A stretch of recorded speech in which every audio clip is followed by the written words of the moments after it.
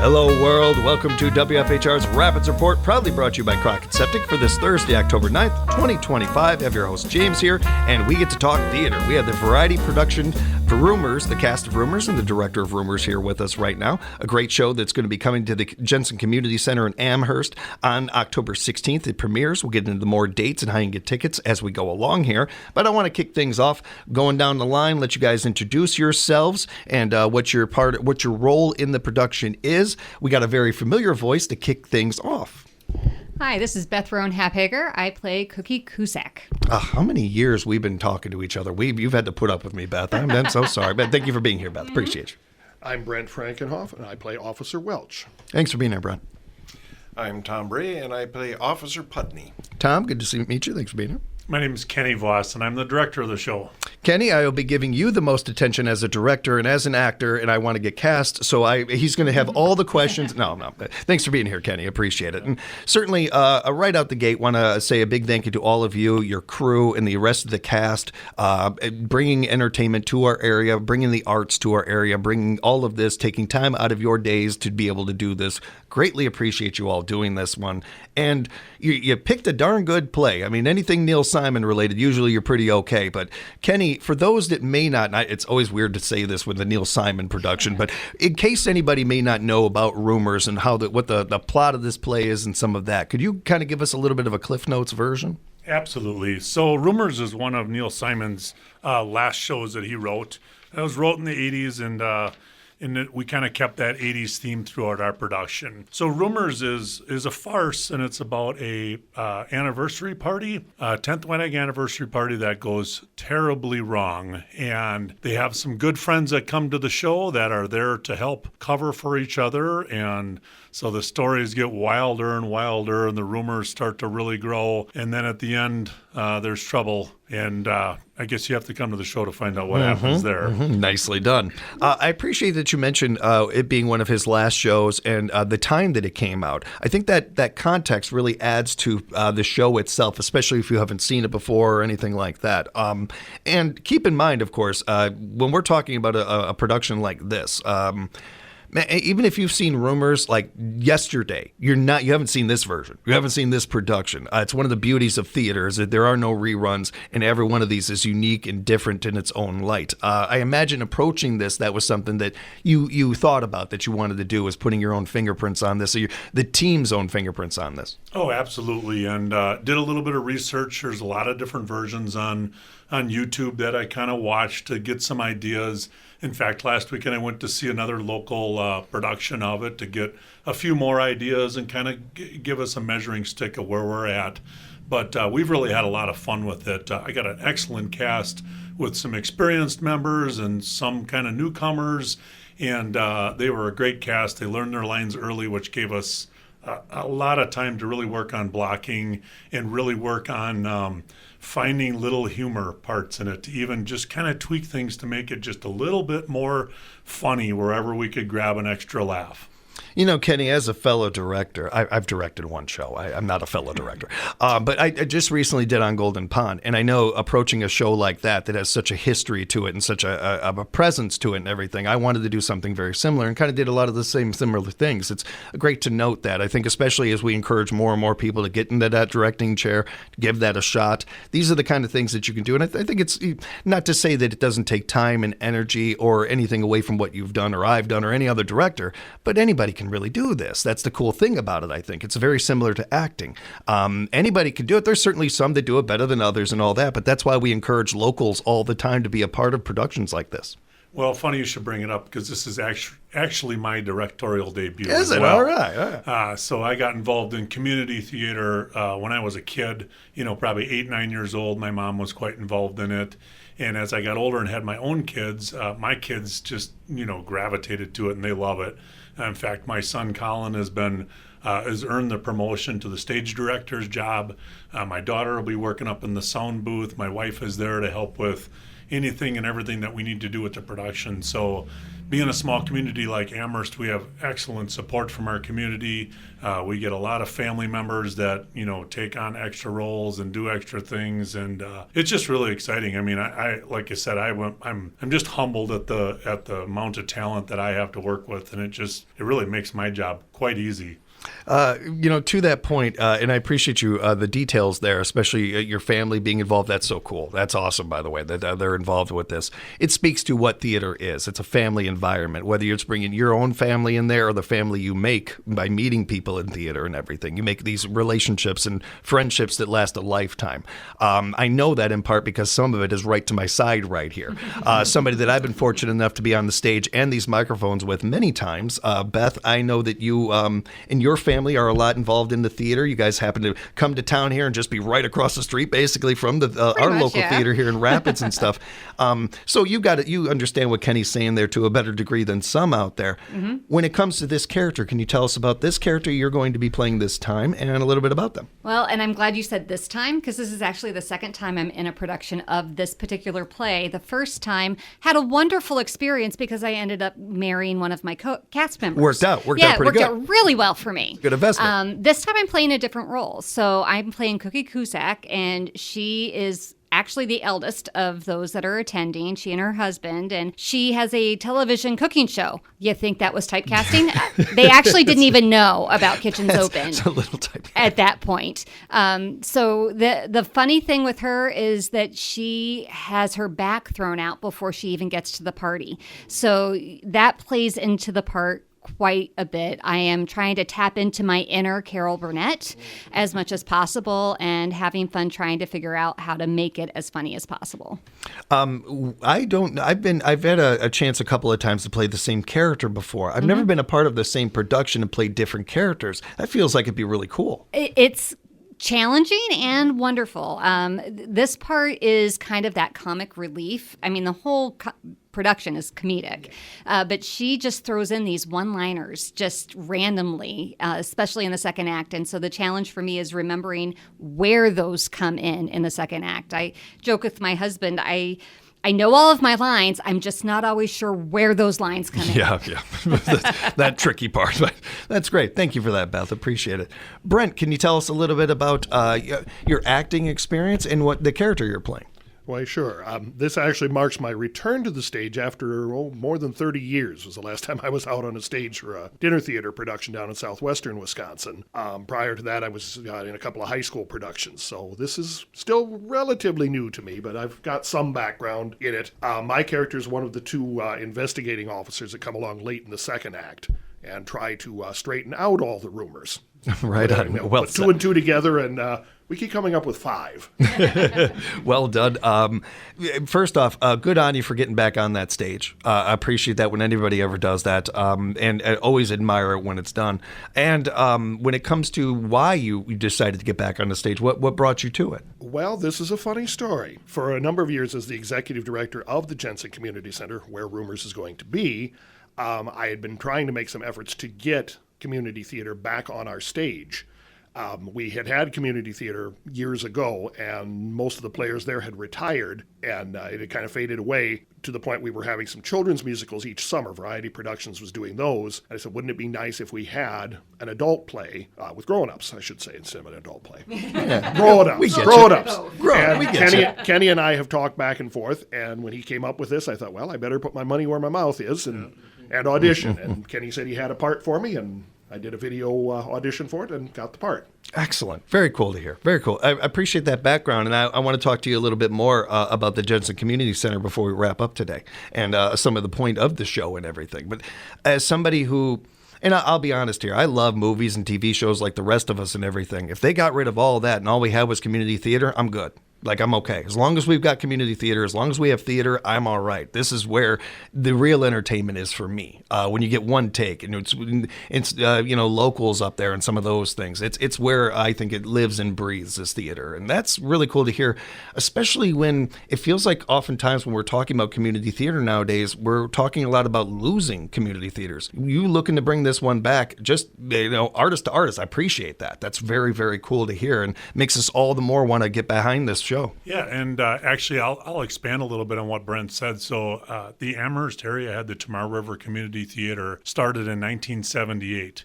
and it ran pretty much 2 shows a year for probably a decade or more, and then later on got into musicals. And as we got into the 2000s, it as Brent said, we had people move on. We had people age out of it. We had, fortunately, we lost some of our founding members, of course. And so this show was really a way to kind of bridge that gap between then and here. So this show is actually being dedicated to the memory and the history of Tamar River Community Theater. I know we're going to have a lot of our former cast members and former crew members of the old TRCT will be in attendance, and we're going to do a couple of special things too to kind of dedicate that show as well to one of the founding members that passed away just last year. But what happened is after TRCT went away, we had great support from a woman named Janet Kladusky that came in with Variety Productions. And Variety Productions, the reason it's called Variety is because it's everything. A lot of musicals has been the onstage stuff, music concerts and performances, but there's running and walking and health element, and Janet has dedicated, time, endless hours of time towards Variety Productions to make it what it is. And I'm fortunate enough that she's let me take the reins on directing a play, trying something new.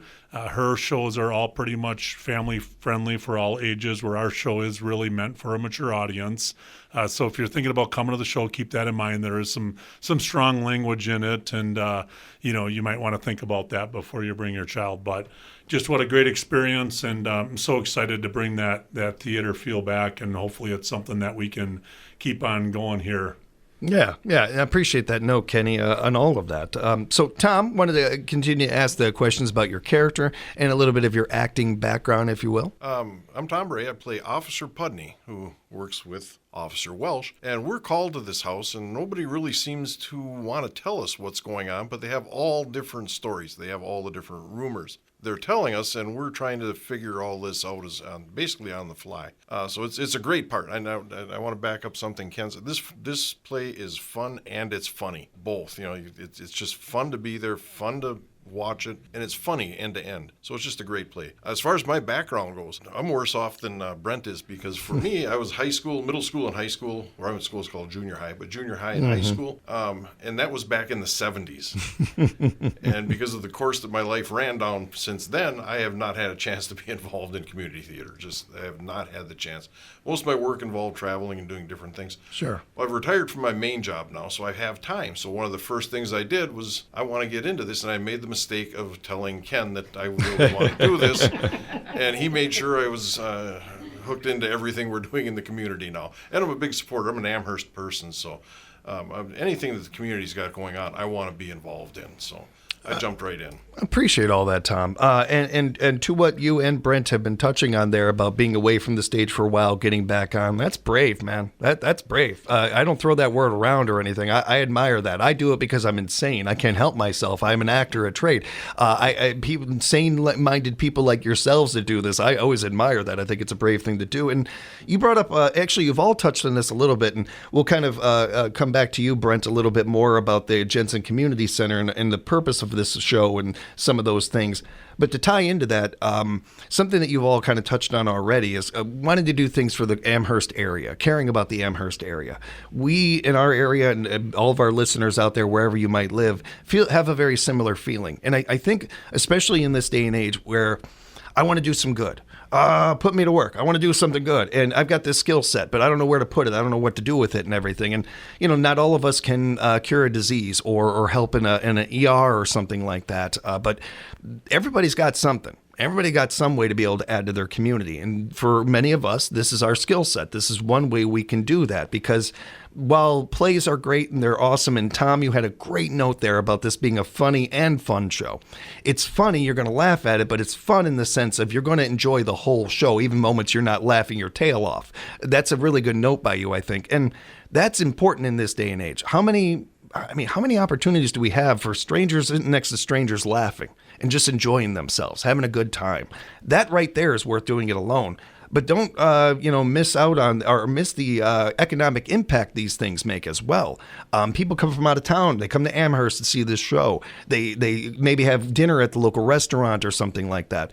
You can insert any city name in there, and your local community theater is doing that, bringing people to town, helping the economic impact in this. It's vitally important, these shows, these productions, wherever they are. We encourage you to support them and be a part of them. And with this one in particular, Brent, it's helping something directly right in the community, the Jensen Community Center. Yes. Proceeds from this production benefit our three-stage expansion project. The Jensen Center opened back in 1988, and it's about a 10,000 square foot facility, give or take. Don't quote me for sure on that number. I kind of pulled that off my top of my head. But Acting. yeah, there we go. Ad-libbing. Improv, nicely Yes. done. When we opened, we did have a space for a theater, but we didn't finish it. It just had a sloped floor, and we had the stage poured, and that was it. There were no curtains, no seats, no lights, no sound, nothing. The center itself had been built from a bequest from a former resident of Amherst. Her family had given us the money, and part of the reasoning then with the theater was that let the community buy in through fundraisers and other activities to put in the seats over time, put in the curtains and everything. We have a full professional theater there, and it amazes visitors to our small community. They come in, they see the other rooms that we have for parties and things of that nature. Well, now after more than 35 years, we're really stressed for space. The theater is good sized, but the stage is a bit small. When we stage a production, like a children's musical, and we have 80 kids up on that stage, you don't know where to put them. One thing that I tell people is that, like, one of the wings, the stage right wing, is only about an arm span wide from the outside wall to the stage, about between 6 and 8 feet. Well, that doesn't give you much room. So this three-stage expansion project, the first stage was we added a new concrete terrace off one side of the building for additional rental opportunities. The second stage was a sprinkler and fire alarm system that was needed. When we were built, the code didn't require it. It required it later, so we added it. The third stage is an expansion of the theater itself, mostly for backstage use, for safer passage from one side of the stage to the other, additional storage space for sets, costumes, things of that nature, also for other things for many of our other activities. We mounted a capital campaign early last year. We're nearing the end of it. We did hit a couple state regulations as we were finishing up the plans for stage 3 that are require us to go back and say, guys, we need a little more money, please. So that's why productions like this are very helpful to us. And Variety Productions has been such a supporter of of the project. It's mainly it's going to benefit them as well, give them additional workspace and things like that. But it helps the community as a whole as well, allowing us to offer, say, a bigger acts and things of that nature. Because not only do we have theater like this, we do host music concerts. We have all kinds of seminars there with our central location. It's wonderful that we can have groups that have offices all around the state will converge on us. Yeah. And that works very well. But I appreciate all that. Did you have something, Kenny? Yeah, I was just going to add to, and actually, to show how versatile the community center is, there usually when we're there rehearsing, there's a dance class going on in the next room, or there's a ukulele group that's meeting to run through their practices. And in the way the center is laid out, we don't interfere with each other. We can all make it happen. It can be very versatile. It's just such a gift to have that. And I'll back up a little bit. I was involved in theater in Amherst before we had the theater, and we were doing performances wherever we could. The high school gymnasium, the local. There's one local restaurant that had enough space for about 75 people. And I was actually in the first production when the Jensen Center opened back in 1989. We did The Sound of Music, which was a pretty good-sized cast. And we had to do it in the community room, and we could usually get about 100 people on folding chairs in there. So to go from that, and like I said, I feel like I've been raising money for this theater my whole life. But to actually get to move into a theater, I was also lucky enough to be in the very first production that was held on the stage. It was another Neil Simon comedy, The Odd Couple. Many are familiar with that show. And we didn't have a stage floor. We were on concrete. We didn't have curtains. We had a ragtag bunch of lights that we had inherited over the years. And to see where we're at now and to look forward to where we're going to be in the future is is just amazing. We couldn't do it without our community support. I mean, our community of Amherst is, the village itself is just over 1,000 people, but we get people from all over the place that come to see our shows, and a lot of that has to do with the comfort of the Jensen Center. Yeah. Well said. And, that has a local tie to us around here, too. I've been doing shows at WRCT in town since I'd say 97, 96, something like that. And ours used to be at the local library. We love McMillan, wonderful spot, not necessarily built for productions, not necessarily built for things. So it really limited the selection choices of plays. A similar thing sounds like with this production and with Jensen and the community center and everything, the expansion, some of these things going to allow for maybe even a wider selection of stuff to be able to do, which is great because now I have to do a show with you guys. I have to. Like a lot of people out there, I see somebody smarter than me, like Beth, do something, and I'm gonna go ahead and do something like that. So that seems like a good idea. This show is a wonderful one, and it's one that you can be sitting there in the audience, laughing your tail off, enjoying it, and know in the back of your mind and the front of your heart, you're putting back into your community at the same time. It's a win-win situation. The productions are Thursday, October 16th, 7 o'clock. Saturday, it'd be a matinee at 2 o'clock, and then Saturday, October 18th, another show at 7 o'clock. So back-to-back days here with shows, three opportunities for you to be able to take these in. They are all taking place at the Jensen Community Center at 487 North Main Street in Amherst. Beautiful Amherst, I should say. I love Amherst, by the way. I love the area. Tickets are $15 a piece. You can text Morgan if you'd like them, 715-340-8078. That's 715-340-8078. Or if you want, you can email them, vpjgtix@gmail.com. That's vpjgtix@gmail.com. If you need any of this information, please reach out to us. We'll make sure to get it to you and make sure that you get these tickets to see Rumors. It's coming up again Thursday, October 16th. Want to encourage you all to take in this show, and I want to encourage all of you to enjoy yourselves, have fun out there, break a leg. Thank you so much for joining us and putting up with my silly questions and everything. Thank you. Can I add one more thing on there? Our doors are going to open at 6 p.m. and also at 1 p.m. Hour before the show. We will have a bar there, so you can come in and purchase some drinks. We're going to have heavy appetizers to get you into that anniversary party mood. We also have basket raffles. We have a 50-50 raffle. So there's a lot more going on there at the show. So feel free to come early, enjoy the center, take a tour, go out on our beautiful International Bank of Amherst Terrace and check that out, and come out and enjoy a great time. It's a great point, Kenny. If you're like me and haven't been to Amherst in a while, here's what I get there a little early, check out things in there. I know there's spots that I love to check out in Amherst, and come by a little bit early and again support this great show. Buy this local, support local. That includes the arts, everybody. Thanks again for the time, y'all. And a big thank you to you out there listening to us for another edition of WFHR's Rapids Report.